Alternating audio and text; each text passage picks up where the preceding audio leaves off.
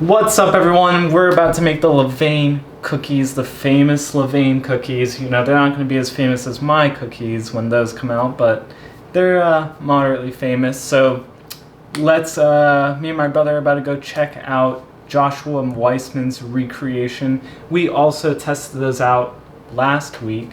We tested out the actual Levain cookies, and you can go watch that video if you want to see our thoughts on it. Let's go watch that real quick and then get back here and actually make these cookies. All right, so not to flex, but I actually got this right on the first try, so I'm flexing. Couple important notes here. The chocolate that you're using, you want it to be relatively dark, like 60 to 70% cacao, so make sure that that's on the board. No milk chocolate. Speed, and then slowly stream in your butter. Whisk that all down. Look at the color of the butter, by the way. It's not dark brown here. He didn't brown it. Oh, he said melted? Together until it looks nice and creamy like this. Then to that, 1 egg at a time, you're gonna add 2 eggs, followed by 3 egg yolks. Whoa. Making sure to incorporate them in between each egg, of course. Now once you got a nice, smooth, homogeneous little thing going on here, switch to the pedal attachment, and then mix in your flour mixture. Don't forget to spill a bunch of flour all over the place when you're pouring it into your mixer, because for some reason mixers are built this way, in such a way that you always spill flour. Grams of rough chopped walnuts. I'd recommend toasting your walnuts, by the way. Reminds me of the last one we did. I hope and also, it's not as maybe painful. don't do this in the machine. And so here they are. Here's a little side by side, just for comparison. I think we did pretty good here, guys. You know, considering we got this on the first try, and they're pretty darn close. I would say they're about 85 to 90% of the way. Yeah, I thought it was a little in terms of similarity. But do you want to know what it is 100% of the way there? B-roll.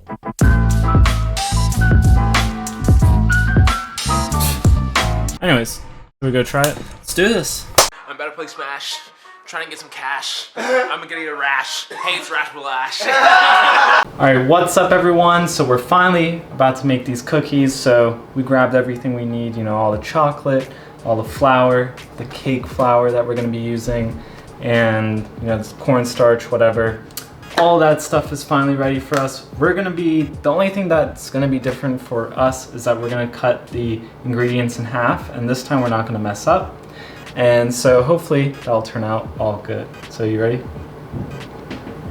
Messing up is my middle name. All right, so first up, we have to melt the butter and then set it aside just to cool. Cool, already done. All right, perfect. Wow. We're so coordinated. Okay, so now we have to roughly chop the dark chocolate. So We're actually using chips. it's chopped. Or that, yeah, sure. Okay, so then now in a medium-sized bowl, we just gotta combine this cake flour. This is our first time using cake flour. Shout out to King Arthur Baking Company for sponsoring this. I know King Arthur. Yep, We're pretty chill. he's a pretty good friend of ours. He's a fairly fictional character. And he helped us get this flour by not providing it at a lot of different stores. I don't know why I said fairly fictional. He's a fictional character. Yep. So we're gonna be throwing this in, and then we need 3/4 of a cup of the cake flour. We're gonna need 1 cup of the all-purpose flour. Okay. And then we're gonna need the salt and the cornstarch and the baking soda. We're gonna sift those in here as well. Beautiful. I think you have all that stuff right here. Let me pull out. Why don't you take 1 cup and I'll pull out whatever. A cup of this, you said? Yeah, and then 3/4 cup of this cake flour. All right. Okay, so now I'm gonna put in the all-purpose flour.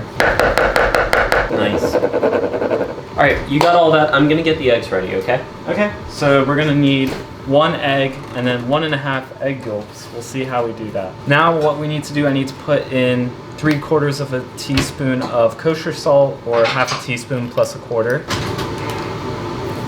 Last but not least is a teaspoon of the cornstarch. Okay, so that's all of the dry ingredients that we're going to be using. So now we gotta get this mixer ready because we're gonna start combining, you know, the more wet ingredients. Okay, so now I'm gonna put in the brown sugar and the white sugar. Okay, so now we're gonna add our sugar. The first up is the white granulated sugar, which usually it calls for 1/2 cup. So we're just gonna do 1/4 of that. And then we have the brown sugar, which calls for 1 cup and 1/4.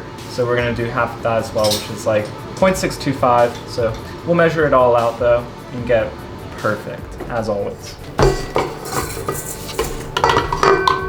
Also, because we only have light brown sugar, we're adding in 1/2 tablespoon of molasses, just because, you know, we gotta match the exact taste. So we had to convert the light brown sugar over to regular brown sugar. I don't have 1/2 tablespoon, but this looks like 1/2 tablespoon. Okay. Can I dump this in? Sure. Okay, so that's all of the sugar that we're going to be using. So just slap this down and then I guess whisk it. Okay, so now that it's really whisked, I guess, what we're going to take is the butter and slowly pour it in while it continues to whisk. Oh man, I'm being trusted to add something in. Famous last decision. No, just keep pouring. No, just continuously. Let me do it from here.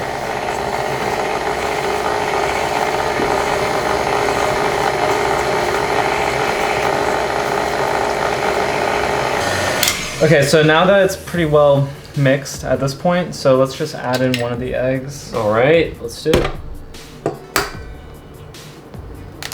And then this, or do you do one at a time? You can put it in. Okay. So this is the 1.5 egg yolks. All right, perfect. So now we have all that in. So let's keep mixing. All right, cool. So now it says to switch the attachments. So Pop that off and put on the paddle one. All right, so now we're gonna start mixing in the flour mixture actually. Okay, so now all we got left is adding in the chopped walnuts and the chocolate. Cool. You're gonna have to chop these up because these are halves and wholes. Okay. Just the right. Just. Oh yeah. No.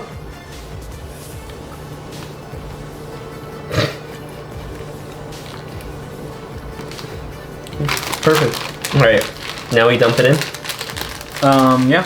Cool. The walnuts. All right, time to chop these MFs up. So let's get these in here too.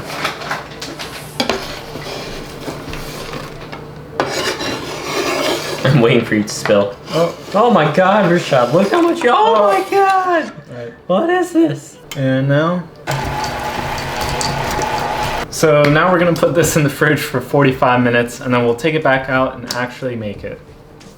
What's up everyone? So we've put the cookies in the fridge for about 45 minutes to an hour. Yep. So now it's ready to come out. I got out our scale so that we can weigh it to 6 ounces for the larger cookies that we are going to make. And then we're gonna make 4 of those and then we're gonna make a bunch of smaller ones. So I don't know if we need to weigh those out, but we can to like 2 or 3 ounces. Okay. So let's grab the cookie dough. It's looking pretty dank. Yeah, this looks like cookie dough that you get straight from the package. Not super strong smell actually at this point. Probably because there's no vanilla in it, and I know that normally that, and probably because it's cold. Yeah. That's 4 ounces. I think that's good enough. I feel like 5.7. Do you want to get it perfect? I mean, we can do a perfect one. It's a little bit too much.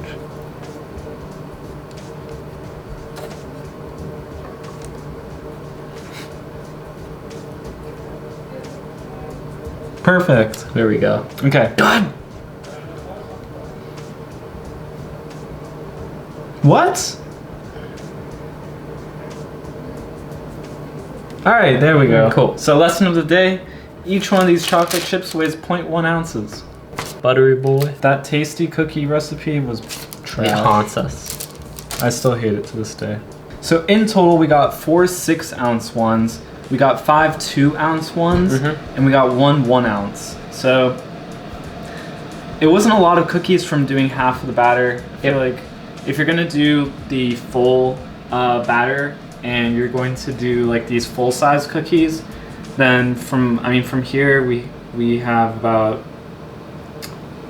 6 massive cookies. Yeah, this is about 6. So if you did the full recipe, you'd get 12. A dozen. And if you do these smaller ones, let's see how the smaller ones turn out. I'm curious because if you do the smaller ones, each of this gives you another 3. 12 times 3, 36 cookies. I kind of which ain't bad, you know.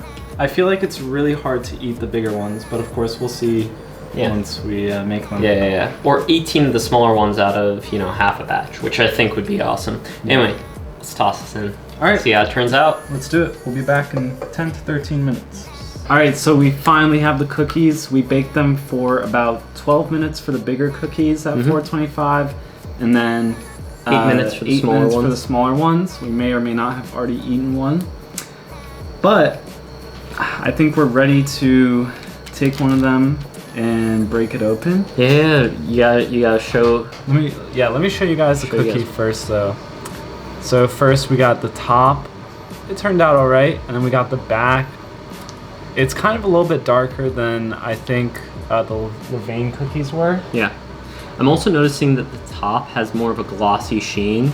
I'm curious to see if if the texture is quite the same, or if this one's going to be a bit gooier, Yeah. and less cakey. We'll find out. All right, so there we go. That's the crack. It's looking very gooey. It's looking very gooey. Almost. One thing that was interesting about this to me. Oh, it's still warm. It smells good. It smells really chocolatey. Yeah. Nice walnut crunch. You know, I love my walnut crunches. Obviously, the bottom is a bit crispy.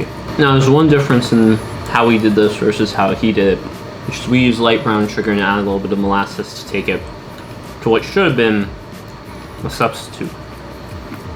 I don't notice the difference.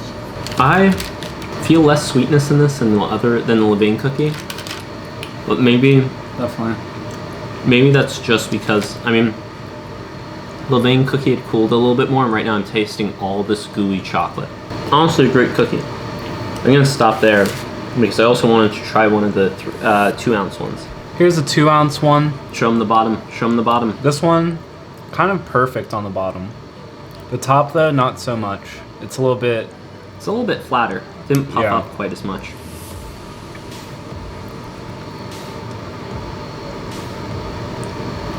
tastes pretty well, though. Tastes just the same. Yeah. Honestly, yeah. I would easily recommend going with the smaller ones with the modified cooking time that we tried. I think these should be baked at a lower temperature. I think 425 was too high. As a result, the metal from the pans, because it's more conductive, it just burnt up the Bottom of the cookie a bottom bit. of the cookies, or because it can hold more heat. And then the tops of the cookies for these, because we took them off early, they didn't like brown up as much as the Levain cookies do. And then these, because we wanted them to, or we got them a little bit closer to, they started to burn on the bottom. So as a result, Because we wanted the top to be a bit better cooked, the bottoms burned a bit more. yeah, Gotcha. I think that's what I said. It was cryptic. Essentially, I think that if you maybe baked it, we'll have to try it ourselves. I think baking these cookies around 385 or 390 would have been perfect. Maybe I think 385 would be the best. You can do it for a little bit longer amount of time, but I think that through that, the tops will bake a little bit better. Maybe something else you can do, since you're not broiling them, you can put them on the top shelf, the top shelf in your oven, and that way it won't heat up as much on the bottom, and it'll like give it more time to like brown up on the top. And I'm curious to see about that. I do agree with you that like the reason the bottoms cook so quickly in this high heat was because you have metal below. It's going to conduct the heat much better than the air on top is going to. Maybe it would be interesting to see how this would turn out in a convection oven, honestly. Oh, yeah. Right, like the air blowing over it. The top, this is buttery, right? The top is definitely going to get a little bit more of a brownish sheen. You may not want the air running the whole time because you could definitely like just burn the top, but you may be able to control it and get a more even bake while keeping the inside still gooey. Alternatively, yeah, just trying a lower temperature will help fix it. Holy snap! Wow, there's so much sugar in these, and butter. Yeah. So what are your thoughts? I agree. Too much. I mean, I think it's like pretty good, It's a great cookie. but it's very buttery and very sugary. I want to try. The texture's great. Honestly, like buttery soft, which is nice. It's very satisfying. Chocolate is the main flavor here, and the nuts are giving you the main texture, I feel. Whereas everything around it is just like this really smooth mixture. I imagine this would end up like the Levain cookies, like the Levain cookies, where once they cool off, with like there being more of a bit like the texture of the dough taking on a little bit more.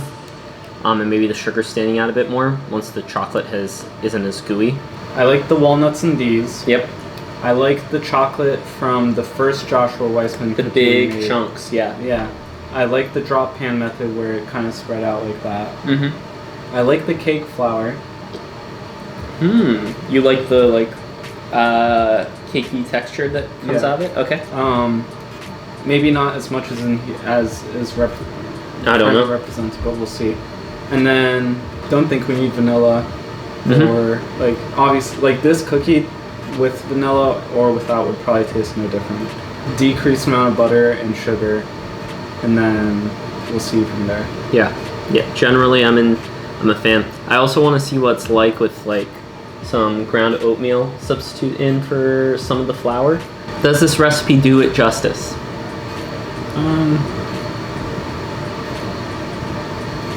Almost, but not really. Yeah. It's pretty darn close. This is the best day of my life. I met RashBalash!